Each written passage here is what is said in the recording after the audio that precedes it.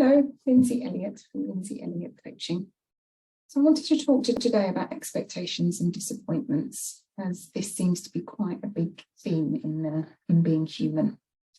And I hope to share a perspective that is helpful to soften all of this a bit. So I want to start off by saying that it's perfectly normal and natural as a human being to have some expectations about life, to sometimes feel disappointed with what life presents us with, or to have expectations about how others will be, about how others will behave, about how our children sharp, our partner sharp, about what will happen at work, any aspect of life. It's totally okay if we've got expectations about it. And it's also totally okay to feel disappointed when things that we think that we want and are going to make us happy don't happen in life.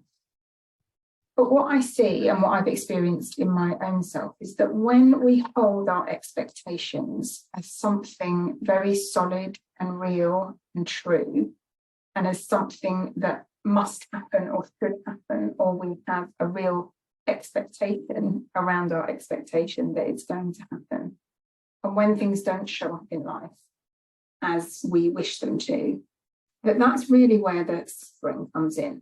So it's okay to have an expectation, and when we're able to hold it lightly, if it doesn't happen, then pretty much we won't have a lot of suffering going on. But if we hold an expectation really solidly and then it doesn't show up, then we can have a lot of suffering in the why hasn't this happened, why haven't I received this, why haven't they done that, why isn't this going my way? There's an awful lot of pain and suffering that goes on there. So obviously, we want what we want, okay? There's things in life that we think, yeah, I desire that, I would like that. And when we, as I say, hold those tightly, hold those solidly as being really important to us, then, and it doesn't happen, then we can feel really disappointed about it and sometimes even heartbroken, which is totally okay. But what if our expectations, if we can view them as opposed to things that I definitely need to make me happy, if we can view them instead as like thought-created preferences, which is really what they are.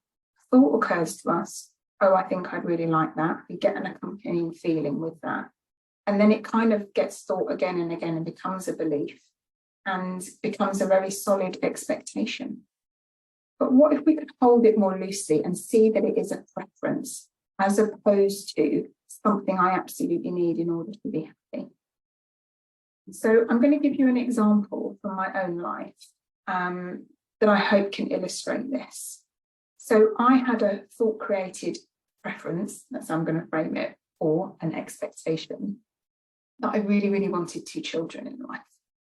And through life circumstances and various other things that I don't need to go into at the moment, we only have, my husband and I only have 1 son, and that isn't going to change. So when I held that expectation that I should have had 2 children, and even when that sometimes comes up now, oh, I really wish that we'd had 2 children, that still passes through me. When I hold that expectation really solidly, and I grip onto it, and I think, oh, it would be so much better if we had 2 children for all sorts of reasons. Oh, I would be happier, all of that passing through, and I hold it really solidly. And because we don't have that, that isn't our life experience, that isn't what life has chosen to give us. So all of that disappointment and that sadness and that regret sometimes, and lots of different emotions come through. Now, this isn't about denying what we're feeling. So it's totally okay that when I have hold that expectation more tightly and I have those feelings, it's totally okay that I feel that, and I allow myself to feel it, and I allow myself to let it pass through. But I can then step back and see, oh, this is a thought-created preference. It's not actually going to make me more happy or unhappy, because the truth of it is it's neutral. All of life is neutral. And it's only our thought, our mind, creating a story that makes whether it's a positive or a negative. So it's a mind creating a story about us only having 1 child. And sometimes it's a positive story. So I want to say that as well. And sometimes it's not so much of a positive story. It's only in my mind making up a story about the expectation that I have. That's where the suffering is. But when I can pull back and see, oh, that expectation was totally created, innocently created in my own mind, and I believed at one time that this would bring me more happiness than I currently have now. And when I can pull back from that and see, oh no, that isn't true, let myself feel the disappointment, and it passes on through. And there's far, far less suffering in that than as opposed to life should have been this way. I should have had this kind of marriage. I should have had this kind of job. I should have had these kind of children. I really wanted to have this kind of relationship. I wanted to have this kind of wedding. I wanted to have, and on it goes. Because for the mind, it's never going to give up the wanting. So it's something I think we have to continually navigate, is this wanting, these expectations, and then disappointments. And it's okay to get up in our psychology and feel all of the feelings. But what I find really helpful as I'm going through that process is to see, oh, it's all neutral. And it's just my mind making up that this expectation is really important, or that I shouldn't feel, disappointment is not a feeling that I want to feel. It's all so made up and fluid according to mood and what is passing through our minds. So maybe just reflect on, is there anything that you're feeling really disappointed about? And that's okay, let yourself feel it. But can you pull back a little bit from your experience and see that it's because you've had an expectation that life should bring you this, that's why you're feeling disappointed. And that if you hold it more loosely, more lightly, as seeing that as a thought-created preference, as opposed to something I absolutely need in order to be happy, then does it help it to shift? Does it help it to soften and lighten? And sorry about the little glitch there. I had another point that I wanted to make, and my mind temporarily just went off. It went totally blank.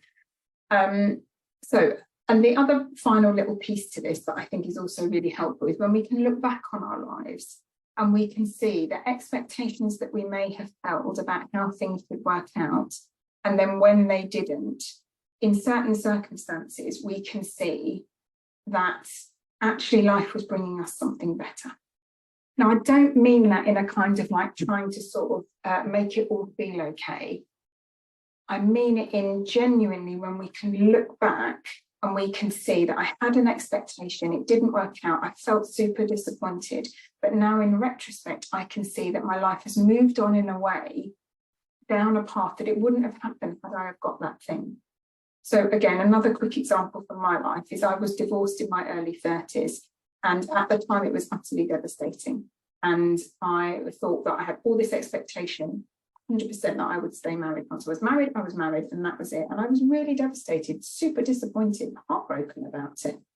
But now, with the benefit of another 20 years, 15 years, past the event, I can totally see that my expectations about that I should remain married were completely made up. They were a thought-created preference. And actually, my life has gone in directions that has been in ways I just never have imagined. So I think partly for me, that is about trusting that the flow of life, the energy of life, the wisdom of life, that is so much more greater than my little mind that has, I want this, I want that, this is going to be best for us, this is going to be good for us. There's something else running the show that totally has our back and is moving our life in ways that we can never know from our smaller human perspective. So again, maybe just reflect, if there's something you're disappointed about now that you can't get your head around, is there anything over your life where you had an expectation, you were super disappointed, but now you can see that actually it was a good thing that it worked out that way?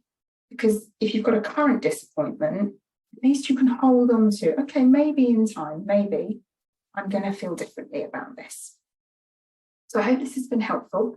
If you would like to, please do subscribe to my channel so that you will know when I release these new short videos. I aim to do 2 a week. And thank you so much for watching. Bye.